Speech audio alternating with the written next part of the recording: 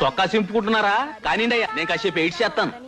ఎరా బకాసురుడి బావమరిది, అంత పెద్ద పేరు ఎందుకండి? నేను ఇంట్లో వంట చేస్తానని నలుగురికి చెప్పింది నువ్వేనా? అందులో తప్పేటుంది బాబు.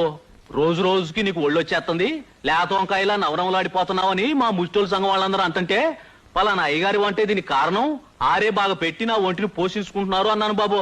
తప్ప పెట్టిన మహారాజుని పెట్టలేదని ఎట్టంటాం బాబు. ఆ మాత్రం విశ్వాసం ఉండద్దా? ఓరి నీ విశ్వాసాన్ని నీతోనే కప్పెట్ట చంపేస్తా వ్యర్థవా. ఇంకోసారి నేను ఇంట్లో వంట చేస్తానని ఎవరితోనైనా అన్నావో నీ నాలుక పీకి నూనెలో వేయించి నీకే పెడతా.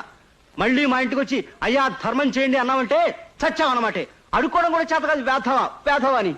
ఇలా అమ్మా ధర్మం చేయండి తల్లి. మా ఆయన వంట పూర్తి కాలేదు, వెళ్ళరా అబ్బాయి.